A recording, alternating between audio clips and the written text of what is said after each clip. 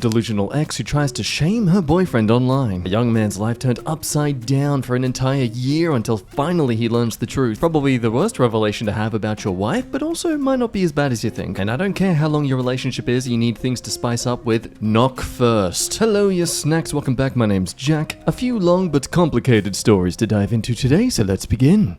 I, 21 female, caught my boyfriend, 21 male, with another girl, and now he wants to break up. Help! Throwaway because I have friends on Reddit. My boyfriend and I are both 21. We dated in high school before we broke up at the end of senior year for some reasons. In the beginning of sophomore year of college, I transferred to the college my boyfriend goes to because I wanted to try our relationship out again. After many months, my boyfriend agreed to start dating again. Just take note of for some reasons. We'll bring that to light a little bit later. There's a reason why she's not going into detail about it. We haven't had any relationship problems that I know of because he tells me everything. Last weekend, we had a bad fight which resulted in my boyfriend leaving in the middle of a party. We didn't speak a lot since then because we needed time to cool off. Anyways, yesterday I was driving around a couple of stores and I saw my boyfriend's car in the parking lot of a restaurant. I promise I wasn't thinking anything bad and I just wanted to see what was up.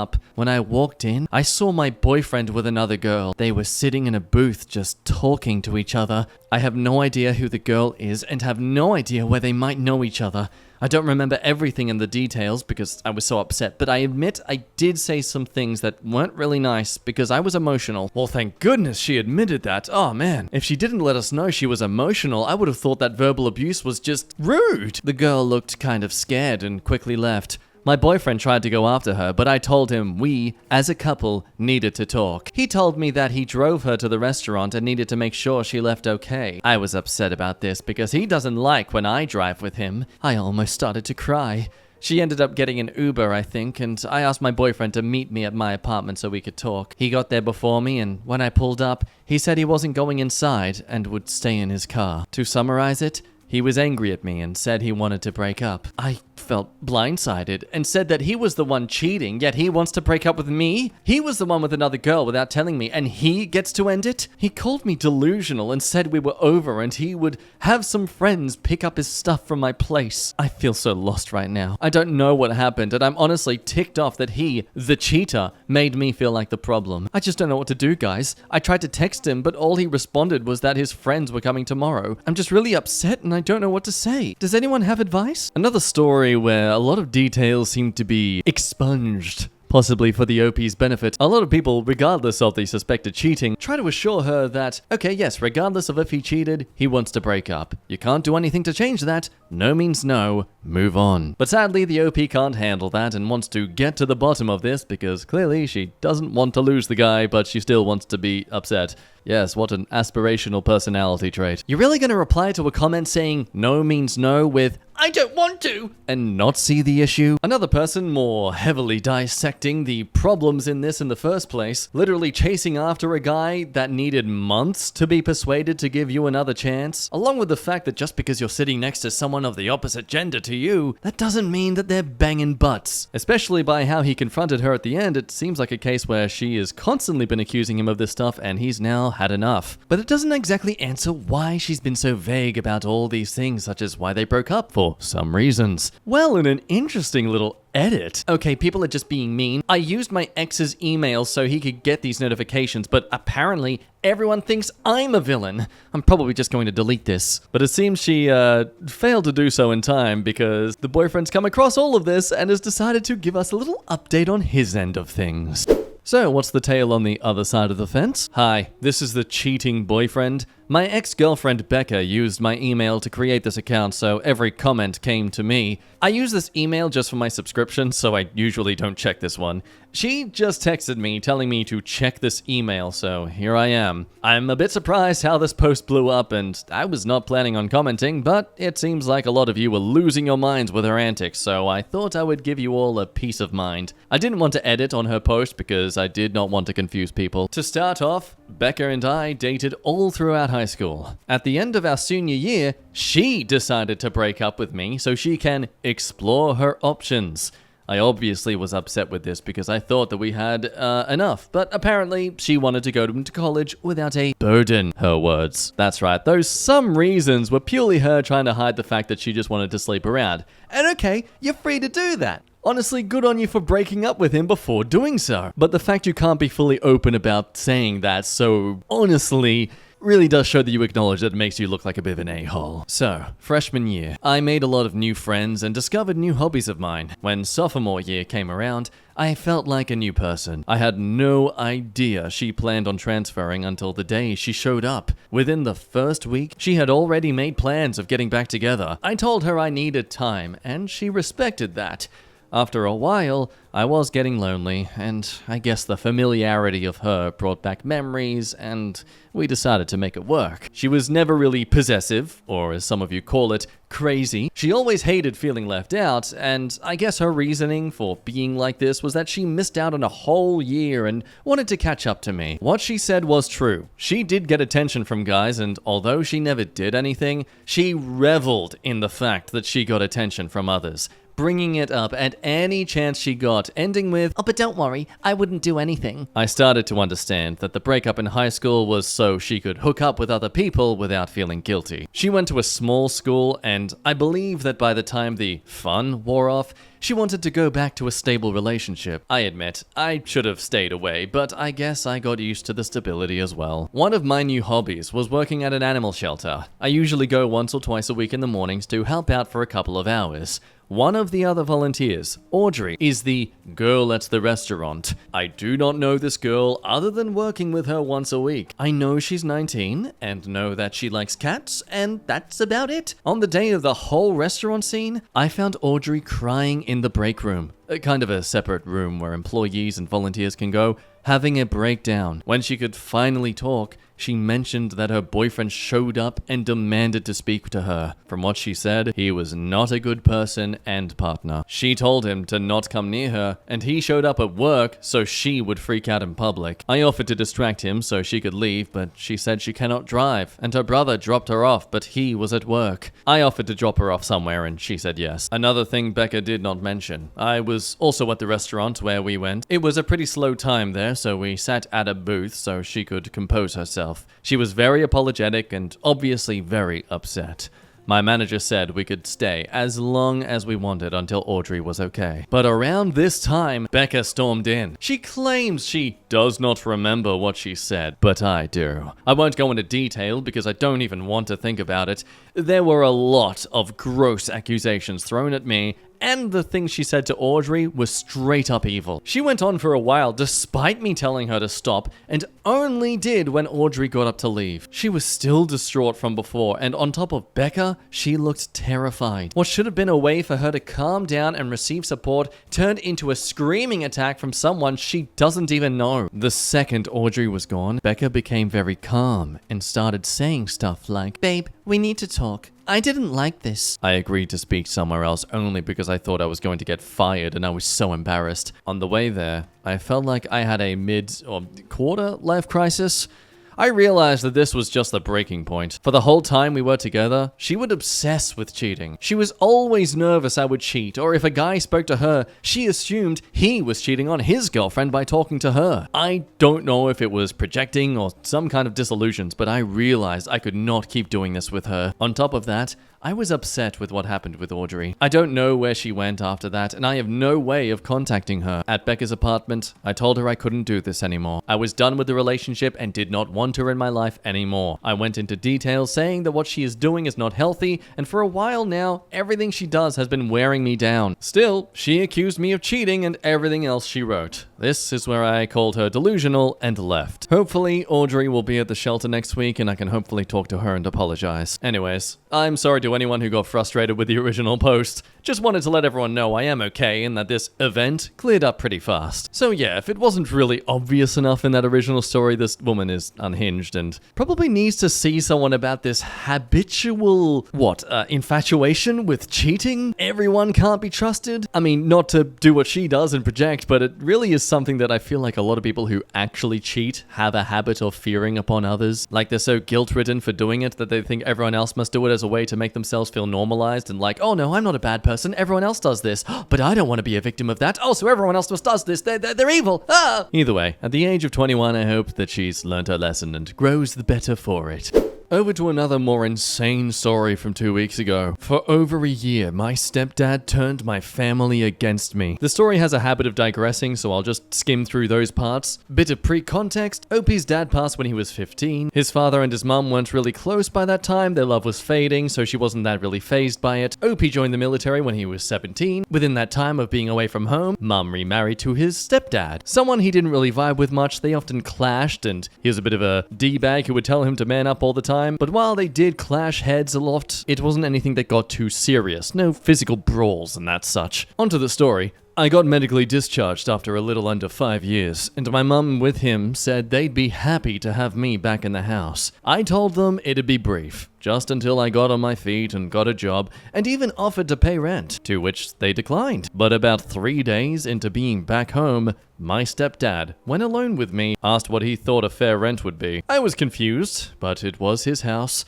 So we came to an agreement, and I kept it from my mum, assuming he did not want her to know, as he never mentioned it around her. Now, I never asked for anything from them, not out of spite. I just wanted to do things myself. But he had a son from a previous marriage. Him and I didn't share many common interests or anything, but I never had any issues with him. I'd say we got along. The only thing is, he was given a lot from them. They paid for his schooling, paid for his car, paid for his living arrangements through college, and even after, I was a little less than a year older than him, so he started college right after they married. Like I said, I didn't want or need the help, but it felt lame that he'd get all that assistance while I was immediately asked for rent. But I digress. Now, you might think the stepbrother comes across as a bit of a entitled child, but trust me, he becomes the MVP in this story. I moved out after about 3 months, and not long after, met a girl who I was crazy about, and we started dating. It was my first relationship, and I was over the moon the entire time.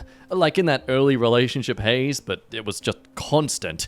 I was very nervous to bring her home. My mom and I were very close, and I always worried she'd be very judgmental of a girl I'd bring home. My worries, though, ended up being unwarranted. They got along extremely well. My girlfriend does not have a family, really. It's a long story. So my mom and stepdad became like that for her. Her and my mom hit it off extremely well, to the point they were hanging out, just the two of them at times, and it made me extremely happy. My stepdad even really liked her, and I felt it brought us closer together, which isn't something I felt I wanted until we were. I learned his dad abandoned his family growing up, and he put himself through school and got a nice high-paying job all by himself, which I had immense respect in him for. About a year in, I knew this was the girl I was going to marry. I told my mom and stepdad, and they both seemed extremely happy. She was practically part of the family already. My mom gave me her engagement ring, my dad gave her, which she kept. The job I had didn't pay great, so I figured even if it wasn't the ring she'd always have, it'd be a great placeholder. But when I proposed, my girlfriend told me it wasn't a placeholder, and she absolutely loved it. I was legitimately never happier in my life. We started wedding planning, and my mom and stepdad said they'd help take care of the finances. It was the first time they'd offer to help me financially, and it really meant a lot. Yeah, sounds like a really happy time for OP. Let's ruin it! Fast forward to about 3 months later, I get a call from my stepdad who said I needed to come over. Felt a bit ominous, but I went over there after work. When I got there, my mom, stepdad, stepbrother, and fiancé were there. I saw her on the couch and could tell she had been crying. I immediately thought someone had died and went to go sit next to her when my stepdad stopped me. He started hitting me with accusations of me cheating on her for our entire relationship. I was puzzled and told everyone there I don't even text any women I'm not related to besides her. Apparently, some girl had gotten my fiancé's number and told her that we were sleeping together for over a year now, but she didn't know I was in a committed relationship. She sent her screenshots of alleged conversations and knew stuff about me that a random person wouldn't know. I, like a fool, couldn't see what was happening in front of me. I was stunned, saddened, and furious. I begged her from across the room to look at my phone and see I'd never done any of that. Her and my mother were both weeping, and I started to cry. My stepdad called me every word he could think of and escorted me out of the house while telling me if he saw me on his property again, he'd call the police. I spent the next several weeks trying to contact them to no avail. Calls, texts, voicemails, every messaging app out there. Nothing. After those weeks, I got a call from my stepdad who told me to stop trying to contact her and that I was never welcome in his house or around his family again. I tried to call my mother over this time to no avail as well. After about a month, all I got from anyone was a text from my mother saying how sad and disappointed she was. My mum didn't really have much family, so they always spent holidays with my stepdad's side. They all shunned me as well. I saw their Christmas pictures on Facebook with my ex-fiancé present and seemingly in good spirits, which crushed me. The only family I had that would talk to me at all was my dad's brother and his family. Despite that even, they all seemed wary of me too. The only one that I think truly believed me was my uncle. I don't think I'd have made it without him, honestly. He showed me what I'd been missing in fatherly love, and I've never been so grateful for anyone. Okay, how you doing? You depressed by this yet? Don't worry though, you don't need to be depressed any longer. Instead, you're about to feel a new emotion. It's called rage! About 6 months after it all, I moved away from the East Coast and settled out in California, needing to get away from it all. A little less than a year after I moved, I got a call from an area code from back home, which I rarely got anymore. I picked up, and it was my stepbrother, whom I promptly hung up on. He called me back, and I ignored it, but it stuck with me all day. I decided that if he called back again, I'd pick up, which he did later that night. It was awkward, at best. He told me my fiancée was really torn up for a long time. It took her nearly a year to even start looking again for a significant other. I hadn't at all since it ended. A few months into her doing so, my stepdad encouraged the stepbrother to ask her on a date, which he did. Things went okay for the first couple outings, but never really clicked apparently. He told my stepdad about that, and the idiot told him, "I didn't get rid of OP for nothing. She's a great girl. You need to figure it out with her." I almost collapsed, and it was quickly replaced with anger. Apparently, he had gotten a girl, I still don't know who, to pose as someone I had an affair with and forged some message screenshots to have her send to my fiancé. He told me he'd said it to him about a month ago, and he didn't know what to do. Apparently, it bothered him enough that he couldn't just sit on it with the info anymore. So he told me and said he was going to tell my mom and fiancé the next day. He called me first as a courtesy, so he knew what to say to them regarding me. I told him where I was and that I'd appreciate it if they didn't immediately contact me, so I had some time to digest it all. That was last Tuesday. I just texted him and told him I was ready to talk to them if they wanted to, and that they could call me tomorrow. I really don't know what I'm gonna say, or them for that matter. I expect some tears and a good number of apologies, among other things. I don't really know if I'm ready to give forgiveness or anything like that. The only person I've told so far is my uncle, who I've asked to keep it to himself. Sorry again for how long this was. My therapist picked a terrible week to go on vacation, and I needed to vent. Top comment at the time offers some great points. Obviously, stepfather's a piece of schmidt. Don't ever give him any time of day. While you can understand what the ex-fiancé did here, it doesn't mean you really owe her a re-establishing of this relationship. I mean, let's be fair, she didn't even give you a chance to prove your innocence. But of course, again, when the evidence to the contrary is so in your face, it's understandable that she wouldn't want to give you the time to. Either way, there's plenty of other women out there for you to meet who aren't easily as manipulated or dragging the baggage of faithlessness with them. So with that said, let's move on to the update 4 days later. Now, one would expect that the stepbrother merely is going to tell mother and ex-fiancé what's happened. But no. He goes a step further. He Ocean 11s the Schmidt out of the stepdad here, and it's brilliant. Well done. Smart thinking. Alright, sorry for the delay. Busy day at work, and obviously a lot of other stuff on my mind. My stepbrother called me this morning and told me exactly what happened this past week. So apparently, what my stepfather said wasn't exactly what he told me. He elaborated more and said he was very careful with his words so as not to incriminate himself. Per him, heavily and very clearly implying what he did without directly saying what he did. Thing about my stepbrother is, he's much smarter than me. Instead of just walking to my mother and fiancé with that and getting into a shouting match with his dad, he took a different course that I wouldn't have thought of. He got a hold of my ex's phone and found the girl. Said it took him forever to backtrack it. He gave her a call and got her to meet him out in public. That's where it all came to head. She was a Tinder match with my stepfather, which I think pretty clearly indicates that he had been sleeping around on my mum. That irritated me even more for obvious reasons. This girl alleges they did not sleep together. However, whether that is the truth did not matter to me. What does is my stepbrother talked to her and pulled on her heartstrings with the story and all that happened. A bracket of understandable pessimism towards her feeling sorry all of a sudden. So she told him what happened. $1,000 for a phone call. That was the deal. He told her what to say and supplied the pictures of evidence. She made the call and that was that. My stepbrother asked her if she could tell my mother and ex, even offered to pay her again for the record. She agreed to for free, and that happened yesterday. My stepfather is on a business trip until Wednesday, so it was the four of them there. She came in and spilled it all to my mum and ex. Stepbro said the tears started almost immediately from all three of them. After everything he told them, I was in California, and that he'd tell them when I wanted to be contacted, which was before I texted him. Now, the OP goes into one of their talented digressions once again, and to summarize it all, mother has attachment issues, so it's pretty hard for her to realize that the man that she's now fully in love with is also just an unreliable piece of schmidt, and throughout his relationship with his ex-fiancée, he constantly let her know how much he was totally into her and not at all into all these other younger girls, because he likes older women, she's older than him, she feels that there's a bit of an insecurity in their relationship, but he finds it an absolute win. Okay, sorry to get off track. That, again, I hope brings a little insight into why I think they did what they did and believed what they believed. Again, this is not an excuse for them, nor am I really all that understanding personally. At the end of the call with my brother, he said they both wanted to call today, and I told him that'd be fine. So I sat and waited. By about 3 p.m., I was a little confused.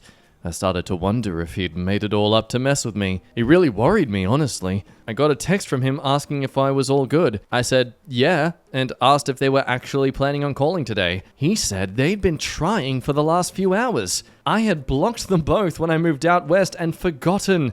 Why I didn't block him, I don't know. I'm thankful I didn't, though. I unblocked them both and got a call from my mum about 10 minutes later. First thing she said was I sounded different. I almost hung up right then. Took all I had to just say, yeah. She broke down immediately after that. I really thought I'd feel more. I'd be lying if I said I felt nothing but the pain of it all. Just took hold of me more than her words. She asked if I'd gotten her texts. I said no. I guess she'd been trying to text over the last year, but I had her number blocked. But if she really wanted to reach me, she could have. Maybe that's a little schmitty to say, but I know it's true. I pretty much told her that I'd be willing to build some semblance of a relationship back with time, and she was happy with that. She also told me she was getting all her necessities out of the house before my stepfather got home, and she'd be filing for divorce immediately. I believed her too. She may be a poor excuse of a mother in my eyes, but she's never been someone to take half measures. I really wish I could be there to see that prick's face when he comes back to an empty home. My ex got the phone next and did the same tearful apologies my mum did. I felt a little more with her. I actually tried to get her to think and remember how many times I told her I'd never do that to her and how much I loved her. She was beside herself. And to be honest, I'm glad. We talked for about half an hour and I really thought it was pleasant. Even though I told myself for over a year now that it'd never happen again, thought there could still be something for us. She told me she still had the ring, and it made me upset. I told her to give it to my mum, because it didn't belong to either of us anymore. I could tell that really crushed her, and selfishly, I wanted it to. She asked if she could call and text me. I told her it was fine, but not to expect a prompt response either way, which she understood. Pretty much gave her the same ultimatum as my mom. I talked to my brother last and thanked him for everything he'd done. He was helping my mom get her stuff out of his father's house. He apologized for all that had happened and told me he was going to go tell the rest of the family everything as well. Them, I have no connection to and won't say a word to, I don't imagine.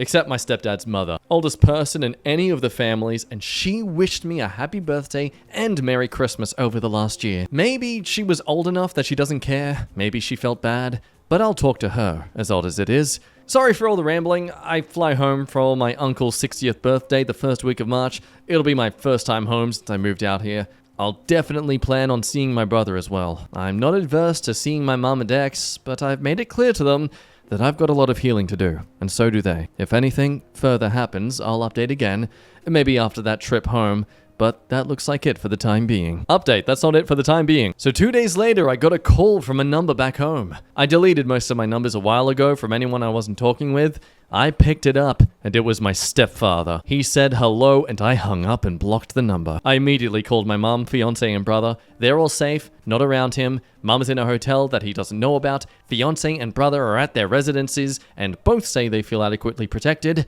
He is not by any indication a violent man, but better safe than sorry. My brother said he got a call from him this morning when he got home after my mom wasn't there and wouldn't answer. Brother told him what happened and not to contact any of them. Not sure how long he sat there, but he called me around 3 p.m. Pacific. About an hour ago, I got a message from a different number saying, "We need to talk." I assume that's him. I haven't responded. That's the latest. Update, that's not the latest. Stepdad's mother called him. And it's really all it is, just saying that she's a nice lady and he really appreciates her. The end. So yeah, unlike that other story where the guy was having his photos used as a catfishing source for the neighbor's Tinder profile, this one has a bit more of a happier ending, at least the happiest it could ever be.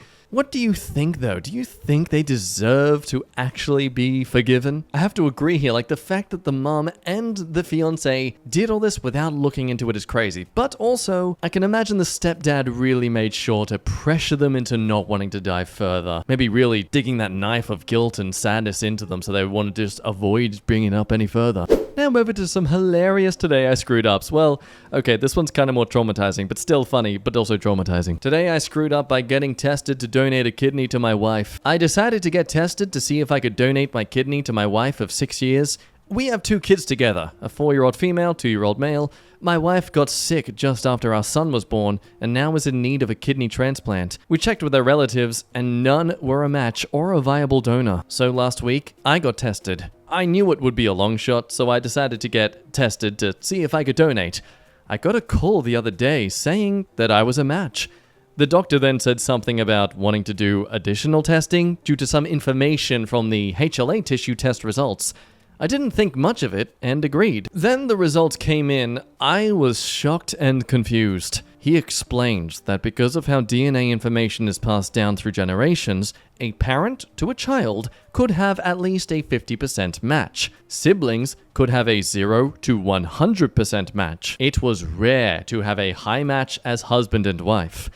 I asked, what does that mean? He said that my wife and I have an abnormally high match percentage. Oh God. Long story short, we're related. No, I'm not kidding. I was put up for adoption before I was born, placed into a family that moved across the country. I knew I was adopted, but we didn't have any information about my bio family. It was a closed adoption. I met my wife by chance 8 years ago. I was on a trip from work and she was working at the site I went to. We worked together for a week. We exchanged numbers, kept in touch. I was sent back there 3 more times that year, and each time we became closer. I was given the opportunity to be transferred out there in a new higher paying position in a different department as hers. The rest is history. I don't know what to do moving forward, but I know it may be wrong. She is my wife and the mother of our kids. This post is probably going to be removed, but it is all true. Though incest is definitely icky, I think this top comment is very right to say that at this point, you are married with children already and you can't take that back, so I don't see much point in blowing worlds up, I guess. But also, end of the day, your kidney should work well then, yeah? Hey little sis, want to find out how many different organs I can put in you?